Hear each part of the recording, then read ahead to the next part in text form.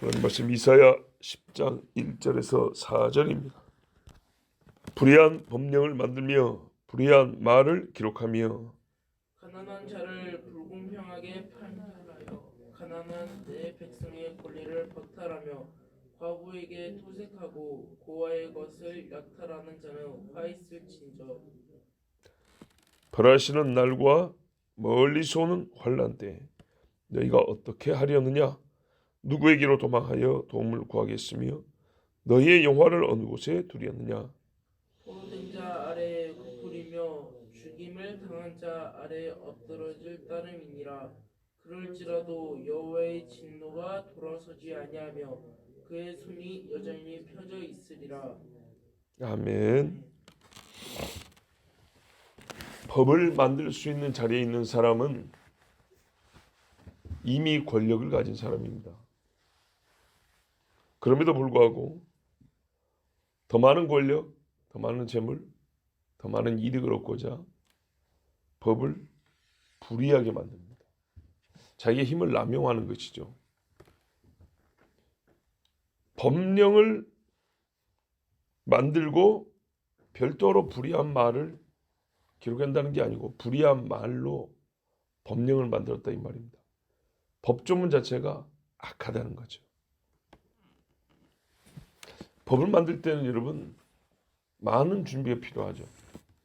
소위 연구나 조사나 또는 사회적인 상황을 고려도 해야 되고 도덕적인 것 또 생각을 해야 되고 공의와 질서를 사랑하는 마음도 있어야 하고, 그런데 이 사람들은 법을 만들 때 어떻게 하면 불의한 말을 불의하지 않은 것처럼 써넣을까?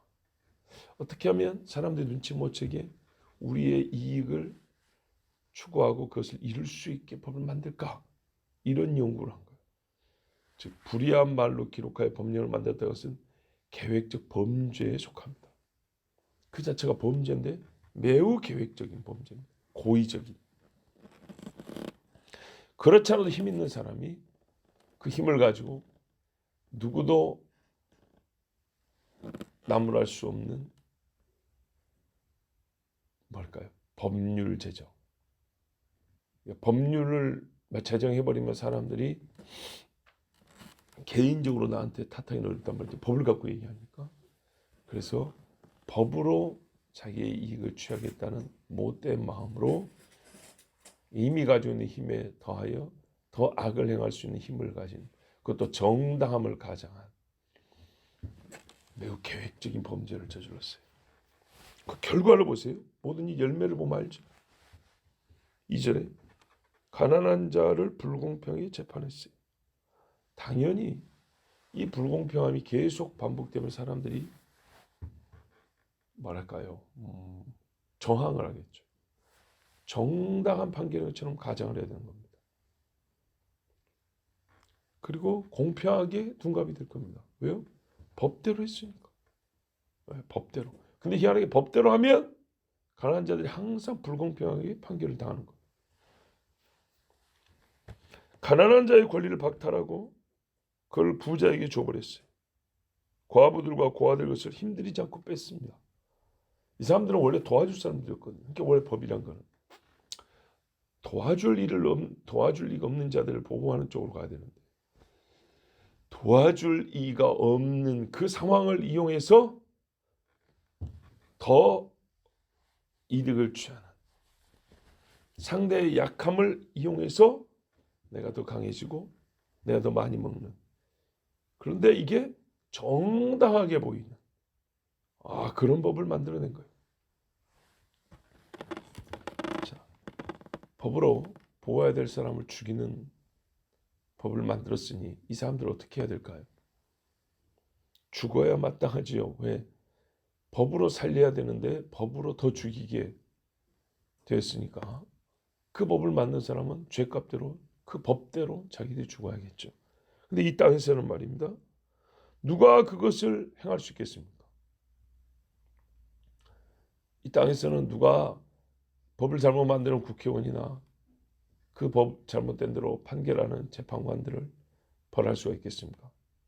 현실적으로 매우 매우 매우 불가능에 가까운 일입니다. 그런데요, 가끔 그런 일들이 벌어집니다. 하나님이 그렇게 하게 하십니다. 보세요. 화 있으리라. 화 있을진저. 이 땅에서는 이런 힘 있는 자에게 화 있을진저라고 누가 말 못해요. 하나님만 이렇게 말씀하세요. 그 말은 하나님이 판단하신다는 얘기죠. 화를 선포 또는 선고합니다. 선포는 알리는 것이지만 선고는 판단을 내리는 것을 판결 선고 그러죠. 그래서 판단자가 자기 권한으로 정죄하는 걸 선고라 그럽니다. 하나님이 이렇게 하십니다. 그래서 그 벌을 어떻게 내리냐. 3절에 보시면 이 사람들을 벌할 때 그들이 뭐랄까요? 거의 알지 못하게 준비되지 못한 상태에서 자기들의 환난에 빠지게 합니다. 하나님은 이미 그들의 행위할 때부터 알고 계실 뿐만 아니라 이들을 심판할 준비를 하고 계셨어요. 이 사람들이 악을 행할 때 하나님은 가만 보고 있다고 한참 지난 다음에 아이고 저것들 어떻게 벌하지 이게 아니고요. 시작될 때부터 이들을 벌할 것도 준비를 역시 하나님도 시작하셨어요. 다만 집행의 날을 미뤄두신 거예요.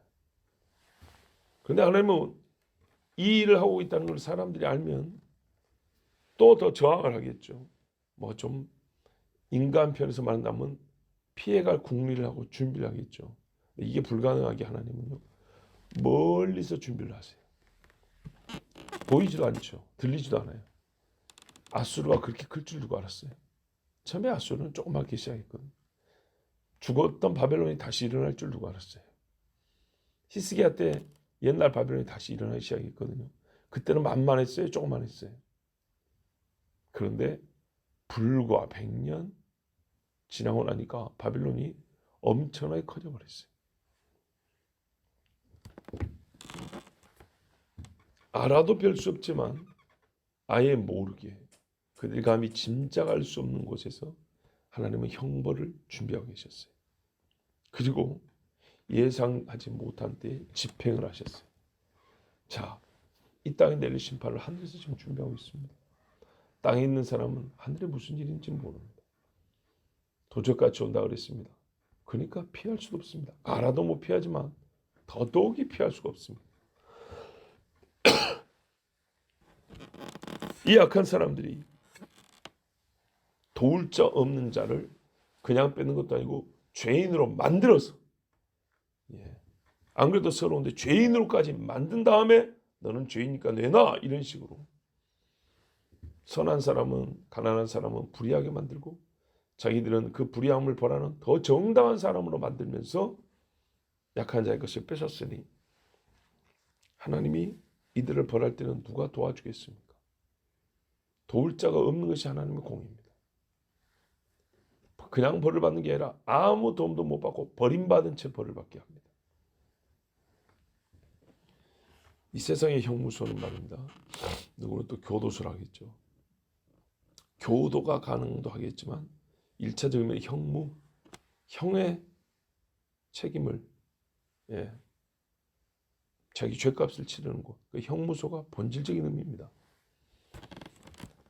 근데 이 땅의 형무소도 말이죠. 들어갈 때 옷 벗어놓으면 나올 때 그대로 입고 나옵니다. 돌려줍니다. 그런데 하나님이 벌하시는 날은요. 그 죄인과 죄인에게 속한 모든 것을 다 뺏어버립니다. 돌려주는 법이 없습니다. 그냥 앗아가 버립니다. 왜요? 죄로 쌓은 거니까 그것도 역시 죄값을 받게 하는 겁니다. 안 줍니다. 형무소는 옷을 돌려줘도 하나님은 안 줍니다. 영원히 부끄러움과 불명예를 안고 살게 합니다. 다시 명예 회복 없습니다. 자, 30년 동안 불에 담궜다가 일어나면 다시 모든 것을 돌려줄게. 이런 거는 지옥이 아닙니다. 거부하고 싶어도 머리에 씌워지고 온몸에 배어인 수치와 불명예로 영원히 죄인이란 이름을 갖고 살게 합니다. 이들이 그들의 영혼을 잃어버리는 순간 즉 땅에서 벌을 받는 순간에 어떤 사건들이 발생하냐면 어떤 모양으로 그런 일이 시작되냐면 어떤 시작점으로 인해서 그 영원한 수치와 고통인 지옥에까지 들어가냐면 4절에 보면 포로된 자리에 굽부리며 죽임을 당한 자리에 엎드러질 따름이라 그랬죠. 이런 식으로 낮아지고 이런 식으로 불명예에 던져지기 시작합니다. 포로로 잡힌 자, 정말 이제는 인간의 사회적 지위, 처해진 상황으로 보면 가장 비천하고 낮은 자리죠. 포로들 중에서도 제일 천대받는 포로. 예, 종들 중에서도 좀 뭡니까? 대우받는 종이 있고 사람 취급 못 받는 종이 있잖아요. 그 중에 진짜 맨 밑바닥 종. 사람과 짐승 사이에 어느 정도 있는 것처럼 그렇게 여겨지는 그런 인간이 됩니다. 유다가 멸망할 때, 북이스라엘이 멸망할 때 사람들이 쇠줄에 묶여갖고 끌려가고요. 코를 꿰갖고 끌어가고 막 그랬어요. 소죠, 소. 돼지고. 그러다 자빠지면 살이 찢어지겠죠. 사람과 사람 사이에 키도 안 맞고 발걸음 속도도 안 맞고 아픈 사람도 있고 넘어지는 사람도 있고 얼마나 고통스러워. 끌려갈 때 옷 벗기고 또 끌려갑니다. 그 뜨거운데 땅바닥에 앉아야 되죠. 용변도 봐야 되죠. 이게 사람 그렇게 할 수 없어요. 짐승은 털이 있지만 사람 몸을 가릴 털도 없잖아요.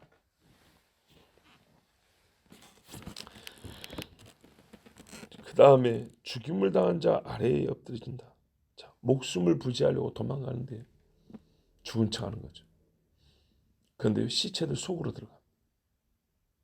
얼마나 이게 참 아우 더럽고 냄새나고 또 자기 자신을 시체 아래에 둔다는 게 얼마나 이게 비참한 상황이에요. 그뿐만 아니라 이 말은요. 시체들 밑에 있다는 얘기니까 먼저 죽는다는 얘기도 합니다. 먼저 죽어서 던져지고 그 외에 다른 죽임 당한 사람이 던져지고 먼저 벌을 받고 먼저 죽고 이런 사람에게 영광이라고 할 게 어디 있겠습니까? 영광이라는 게 없습니다. 너희의 영광을 어디다 돌려느냐? 너희의 영화로는 어디 있겠냐? 어디다 맡길 데가 없어요. 그럴지라도 여호와의 진노가 돌아서지 아니하며 그의 손이 여전히 펴져 있으리라. 왜 항상 말씀하죠. 하나님의 화가 더 풀린 이유는 이들에게 하나님의 벌을 적게 내려서 아니고 회개하지 않기 때문에. 벌 내릴 게 많이 남았어도 회개하면 하나님이 멈춰줍니다. 그러고 보면 회개라는 게 얼마나 어려운 일인가. 그러니까요. 회개가 이루어지기까지 많은 일들이 필요하다. 많은 하나님의 역사가 필요하다는 의미에서 어렵다 하지만 또 인간의 그 고집, 이 무감, 영적인 무감과 양심에 죽어버린 것, 이 죄인으로 살았다는 것. 그 인간의 본질이 죄인이라는 것. 죄인이라는 본질을 갖고 있을 때 의를 향한 돌아섬이 얼마나 어렵고 불가능한지. 자, 또 회개 합단 열매가 있을 때 돌아섰다고 말한단 말이에요. 회개하지 않고 마음으로 인정하고 입으로 시인하고 행위에 돌이킴이 없을 때 하나님은 진노를 멈추지 않습니다. 화난 얼굴로 그 사람을 노려봅니다. 그러면 이 사람 어떻게 살아야 됩니까? 항상 하나님의 진노를 경험하는 상태로 삽니다. 이 땅에 있을 때도. 적어도 하나님이 계시다는 것 정도 인지하는 우리 식으로 쉽게 말하면 교회 좀 다녀본 사람이다. 할 것 같으면 늘 두려운 상태로 살아야 되는 겁니다. 왜 이렇게 피곤하게 살아야 되죠? 왜 늘 두려운 상태로? 범죄하고 경찰을 피해 다니는 사람들 보세요. 언제 잡힐까봐 두려운 상태로 살잖아요. 막 술 마시고 두려움을 떨쳐버려도 안 되고 어디 꽁꽁 숨어 있어도 혹시나 저 사람이 경찰인가? 저 사람이 신고할란가? 두려워서 살 수가 없어요. 그래서 옛날에 죄인은 발 뻗고 못 잔다 그랬죠. 히브리서 10장 26절 27절에 우리가 진리를 아는 지식을 받은 후 짐짓 죄를 범한즉 다시 속죄하는 제사가 없고 오직 무서운 마음으로 심판을 기다리는 것과 대적하는 자를 태울 맹렬한 불만이 있으리라. 아멘. 그러니까요. 아예 죄인들은 뭘 모른다. 모르는 상태에서 지옥으로 떨어지겠지만 그래도 성경이라도 좀 들어본, 설교라도 좀 들어본 사람은 이제 두려움 속에 이게 더 고생이구나 그게 아니고 들어본 사람 그 두려움으로 인해서 회개하면 돼요. 하나님 말씀은 항상 두려움이 목적이 아니고요. 구원이 목적이기 때문에 그 사람은 두려움을 못 느끼는 사람에 비해서 회개에도 가깝다는 얘기예요. 두려움을 느낀다는 것. 아픈 줄 모르고 죽은 거에 문득병이라면 아픈 줄 알고 치료받다가 죽는 것은 뭐예요? 살 수 있는 노력이라도 한 거 아닙니까? 두렵다는 것은 회개에 이를 수 있는 조건이 주어진 거예요. 근데 이제 그걸 거역하면 더 큰 죄가 되는 것이죠. 이 두려움 속에 있다는 것은 하나님 앞에 돌아가지 않았다는 말이잖아요. 그 말은 현재 그의 스탠스 혹은 그의 방향이 몸은 하나님을 반대에 떠나지만 마음은요, 영은요 하나님과 대적하고 있다는 얘기입니다. 대적 상태예요. 영과 하나님과 다투며 산다 그 말입니다. 조금 더 적극적인 표현을 쓰면 그냥 무서워서 찌그러져 무서워 이러고만 있는 게 아니라 그게요. 그렇게 계속 살아간다는 말은 하나님 앞에 돌아서지 않기 때문에 항상 하나님과의 관계에서 다툼의 관계에 있는 그런 상태란 얘기입니다. 이것이 무서운 일입니다. 하나님 앞에 나오지 않은 사람에 대하여 정의를 할 때 용어를 호칭을 당신은 하나님과 싸우는 자 이러면 어감이 다르잖아요. 이렇게 생각하면 더 무섭고 더 내가 하나님께 가야겠다는 마음이 움직일 수 있는데 잠시 쉬고 있는 사람이야. 이거는 완전 다르죠. 잠시 쉬고 있는 사람이 어디 있어요? 영적인 문제에서 쉼이란 건 없습니다. 즉 하나님 편에 들어가면 쉬는 것이지 그렇지 않은 상태에서는 오히려 하나님과 지금 싸움하는 겁니다. 그러니까 우리가 말할 때 이 사람의 영적인 상태를 제대로 짚어주는 용어를 써야 돼요. 몸은 쉬는 거죠. 잠잔다고. 그러나 그의 영은 하나님과 싸우고 있는 거예요. 나 잘 거야. 교회 안 가. 이것이죠. 일생에 하나님과 맞서 싸우는 자로 살다가 죽을 것이냐. 그 사람이 어디 가죠? 예, 답은 정해진 겁니다. 그래서 화 있을진저입니다. 여러분 그래서 우리가요. 어떻게 살아야 되냐. 하나님과 화평한 자로 살아야겠죠. 도덕적인 생활, 말씀의 순종, 너무나 당연한 이야기지만 이게 당연히 해야 되는 일이에요.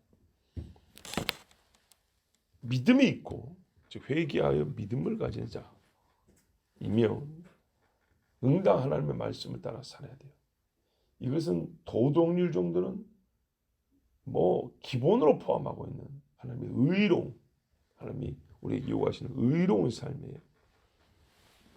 그 의로운 사람은요, 자기가 고난이 있을 때 의로운 말로 법령을 만들고 의로운 자를 의롭다 판단하고 불의한 자를 불의하다 판단하고 도와야 될 사람을 돕고 도움이 필요 없는 자는 필요 없다 하고 이렇게 구분 또 구별할 줄 압니다.